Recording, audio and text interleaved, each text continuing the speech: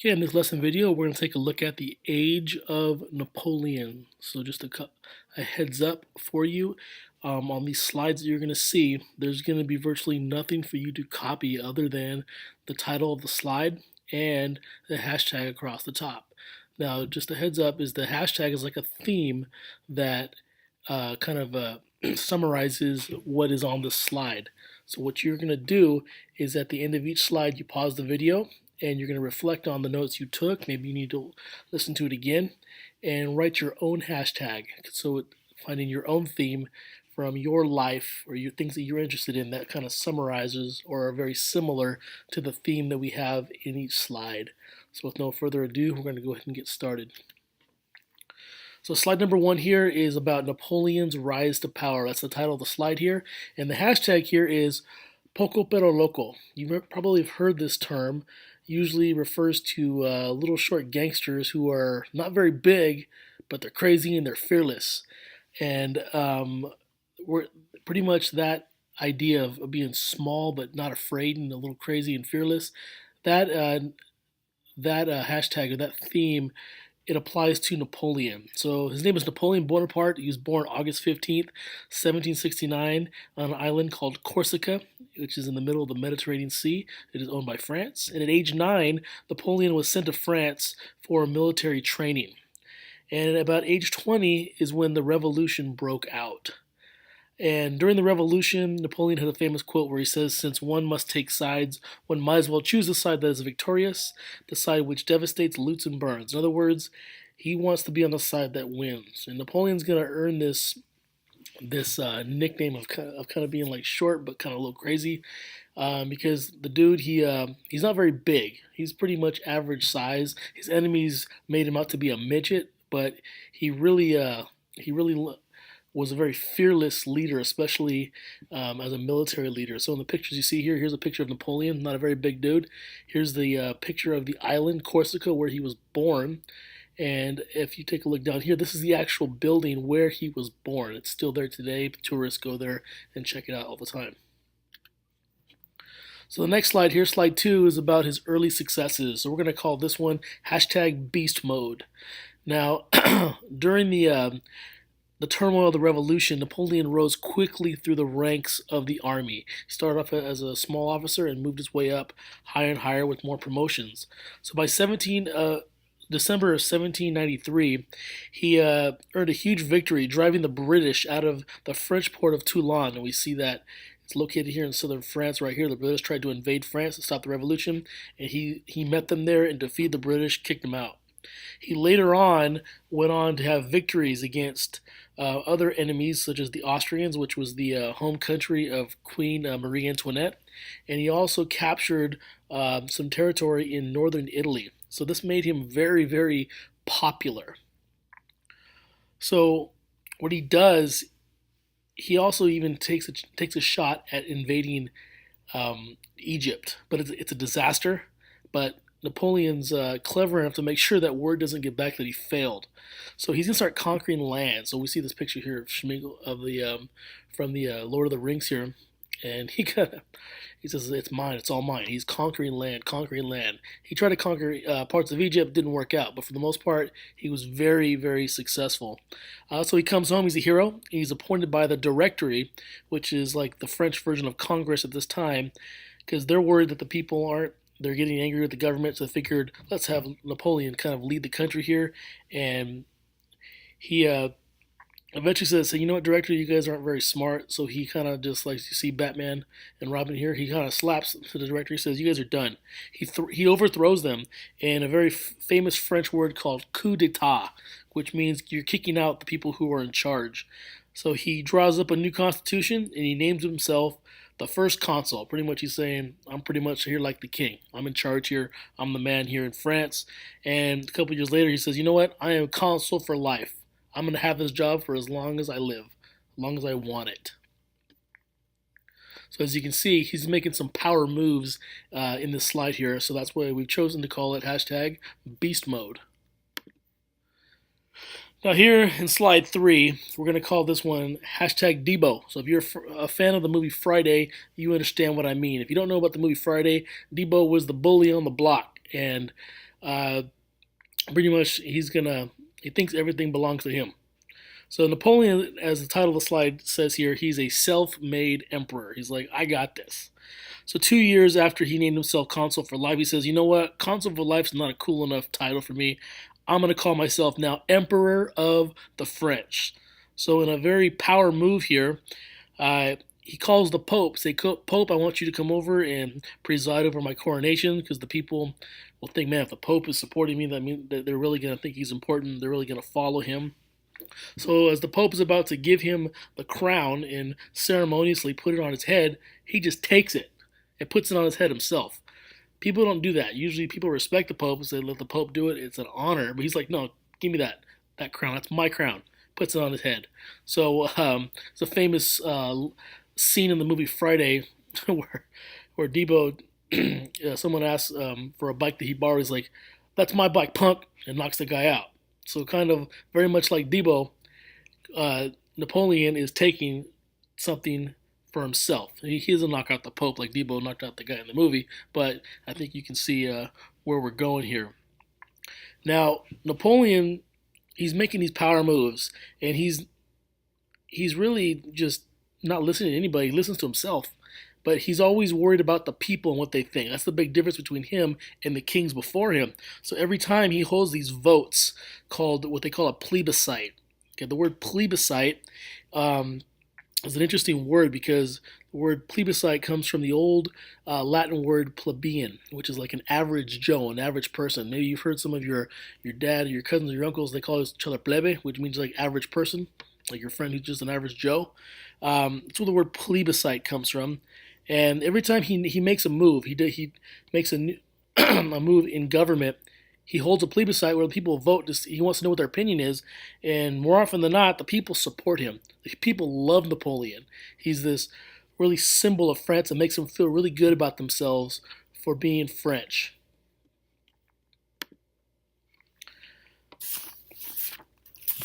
Now on to slide number 4 here. We're going to call this one hashtag Tupac.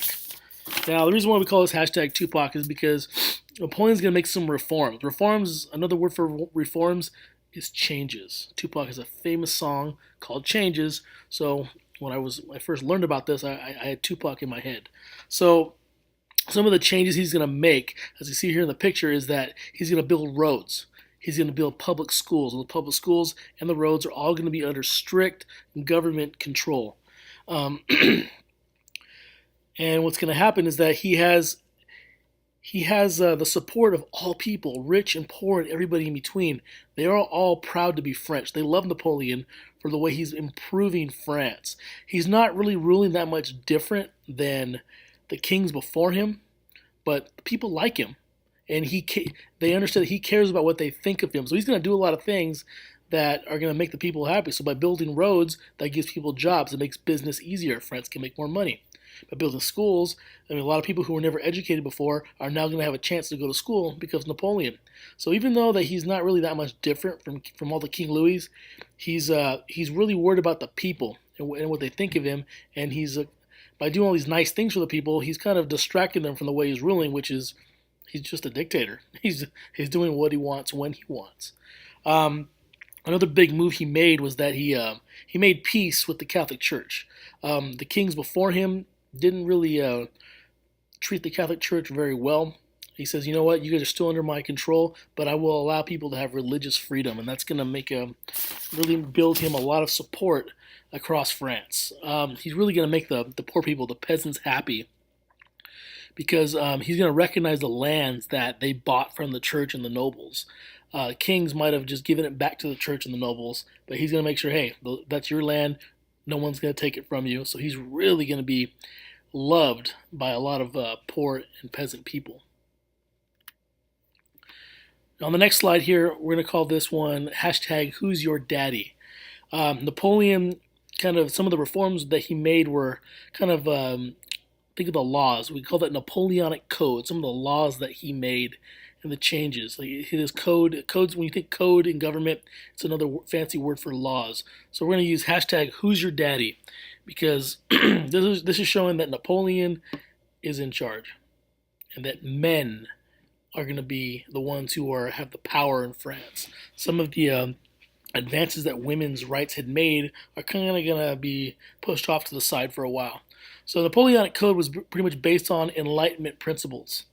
Um, it did undo some of the reforms of the revolution, such as women lost some rights, but men gained authority over their wife and kids. Men were the heads of the household. There's the old saying, father knows best. Well, Napoleon supported that idea. Now, Napoleon, he values order and authority over individual rights. Even though he's doing a lot of things that are going to make the people happy, he's not too much concerned with people having freedom and rights. He's like, hey, I'm Napoleon, I'm the man, I'm your daddy, I know what's best, and I would rather have people just follow the rules than question me like the Enlightenment. So some things he does do kind of go with the Enlightenment about questioning the authority and the way things used to be, and other things he does it the old school way. So we have a picture here of Triple H and Stephanie McMahon, who call themselves in WWE the Authority. They want the authority and order.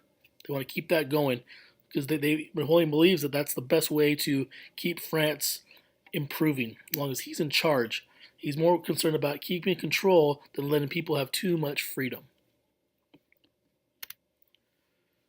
The next slide here is where Napoleon's now going to build an empire. So we're going to do hashtag Patriots. Now, the reason why we're doing hashtag Patriots, I'm actually referring to the New England Patriots, and I'll get to that in a few minutes about why I'm comparing Napoleon and his empire building to the New England Patriots.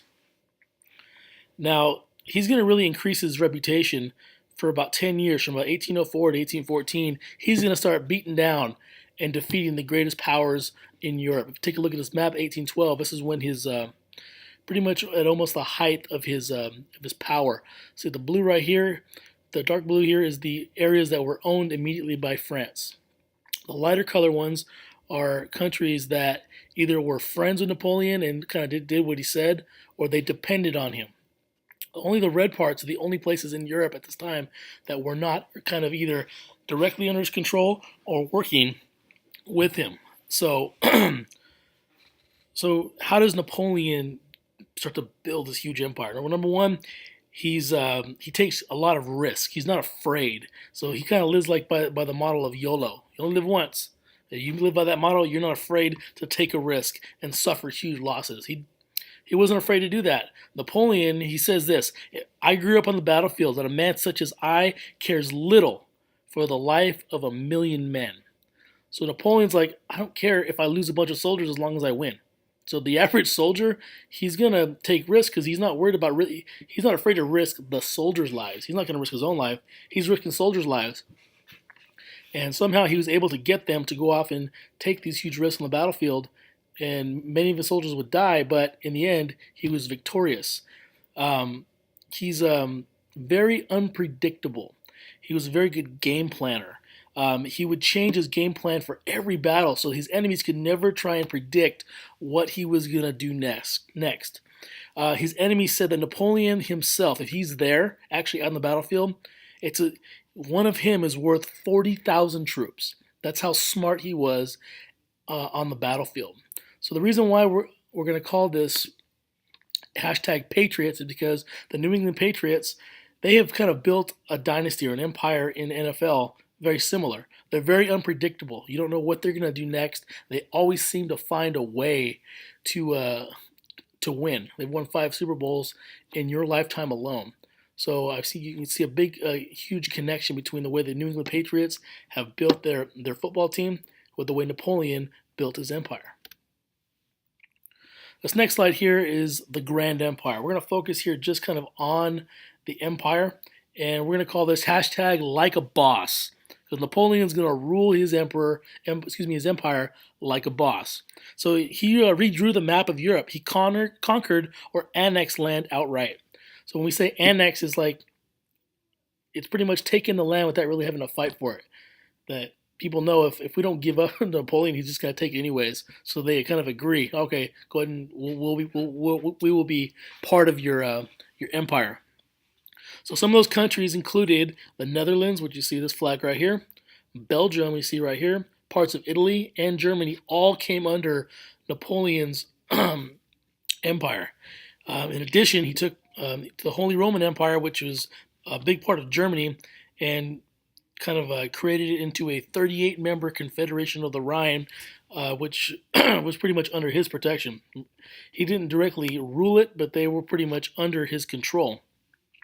Now, diplomacy was one of Napoleon's biggest weapons. And diplomacy is pretty much is when you think of it this way: you get people to do things for you without having to force them. You don't have to like fight them, but using your words, being smart about it, negotiating, making deals. Napoleon was very good at that, and one of the smartest things he did every time a new country came under his control, he'd put his own friends and family members in charge of those places. Like, for example, right here in Spain, he put his brother in charge of Spain because he knew his brother would be loyal. And all of this, creating this huge empire across Europe, made the people in France just absolutely love Napoleon. He truly ruled this area like a boss. This next one here is we're going to talk about his greatest enemy, which is going to be Britain. Britain was one of those countries that Napoleon could not conquer. We're going to call this hashtag "You Can't See Me." So think of John Cena waving his hand in front of his face. You can't see him. In other words, what this really means is that you can't stop me. You have no chance. So again, Britain was one of the few countries that remained free from Napoleon. The reason why, they had a superior navy. Their warships were much stronger than those of France. There was a famous battle off the coast of Spain called the Battle of Trafalgar, where the British Navy beat the living crap out of the French Navy and really pretty much ended Napoleon's ability to try and attack Britain and take over. Because Britain's an island, you can only get there by sailing, and if your navy is not strong enough, you're not going to invade that country and take over. So this is going to lead us to our next slide here, which is again about France and Britain, but this time we're changing the hashtag. We'll call it NorteVsSur, so North versus South.